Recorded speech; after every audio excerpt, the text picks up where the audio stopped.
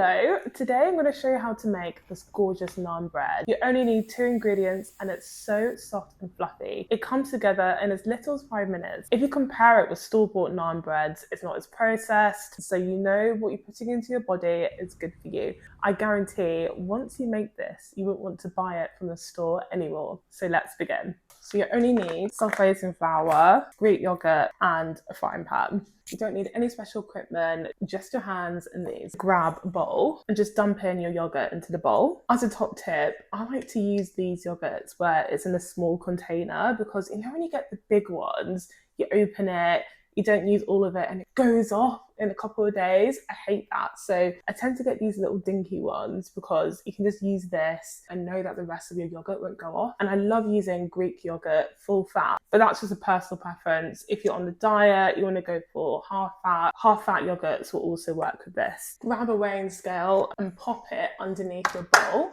Take out your spoon and zero it out. Tip in 125 grams of this. Make sure to pour a little bit of flour into a small bowl and set that aside for later. Pop that off your scale. Grab a spoon and just get mixing. Mix it so it all comes together. It comes together quite quickly, this.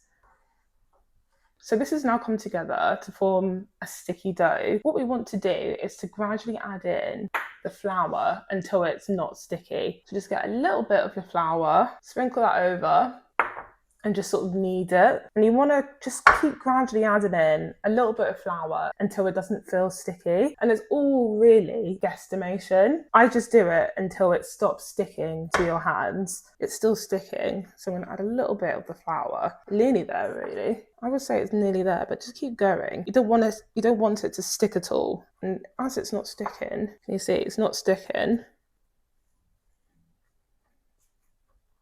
I would say this is perfect. This is good to go, not sticking. So we want our pan to be nice and hot when we come to cook the naan. You know those bubbles that you see on the naan bread? You only get that from cooking the naan in a really hot pan. So get it on the stove, get it on medium to high heat and just let it sit on there as you sort out your naan. So it's nice and soft. If yours isn't soft, just add a little bit more yogurt to soften it up. But it should be like this, nice and pliable. If it's sticky, just add a little bit more flour and knead in your bowl. But this is what you want as the end result. So put a bowl to one side, get it on there, and just cut it into pieces. Quarter it. That's 1, and then 2, 4. A little goes a long way with this. So I'm just going to flatten it out and just pull and stretch it.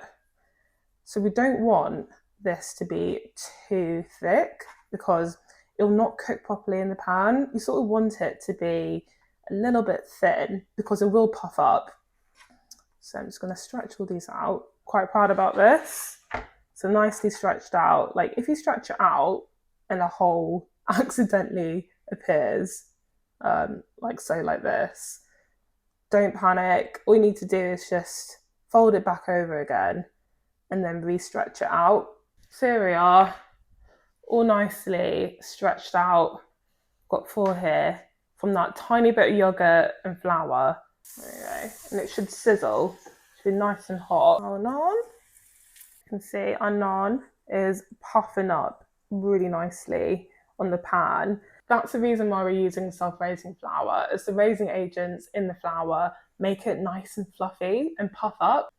Okay, so if you want garlic naan, I would lower the heat, grab some garlic granules, get your butter in the pan and just sprinkle that in, and then quickly get your naan in there.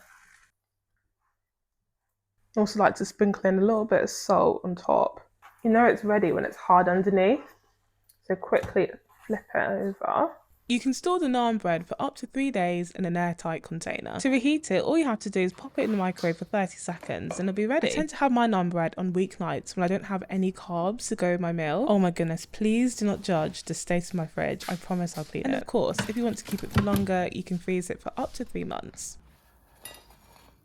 If you like this video, I reckon you might like my cream cheese one. You only need 2 ingredients to make it. It's not ultra processed, and personally, again, I think it's better than store-bought. Here it is if you want to have a look. Excuse my surroundings. I'm currently in my bedroom. It is so windy outside. But anyway, I'll see you again next week.